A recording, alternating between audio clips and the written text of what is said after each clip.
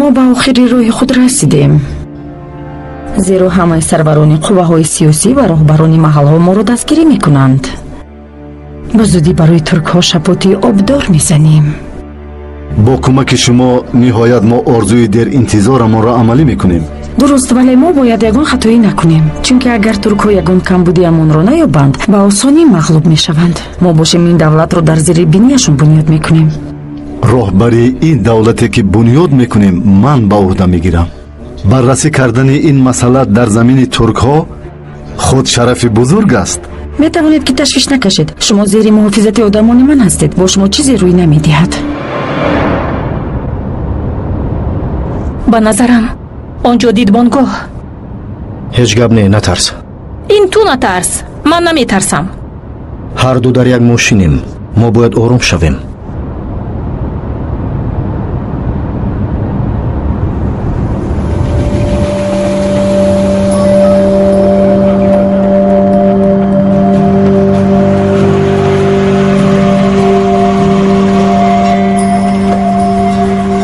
سلام، روز بخیر خانم. روز بخیر کمیسر، من پروکورور دریا دوانسیز.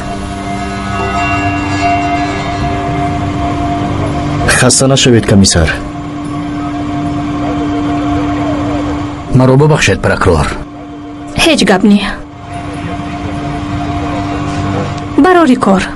تشکر. مرحمت، می توانید که روید.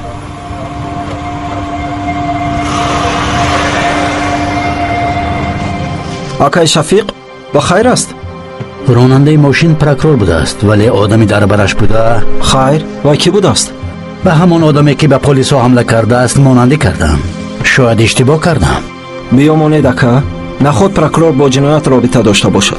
من هم در همین فکرم. بیا یک بار دیگر خبر گیریم.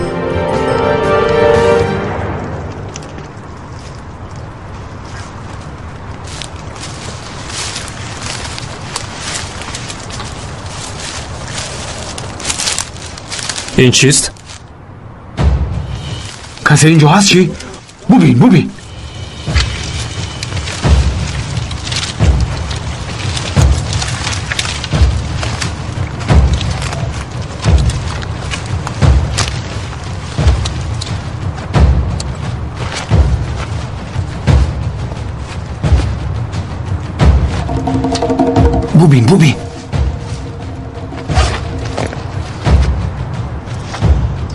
در اینجا سربازان ترک. باید خبر دهیم. زود.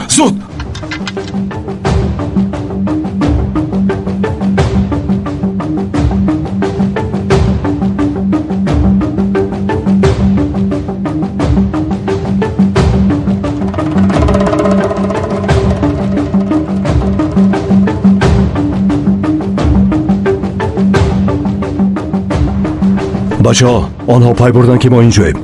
آماده اید؟ آماده ایم قماندان. سربازان ترک در اینجایند.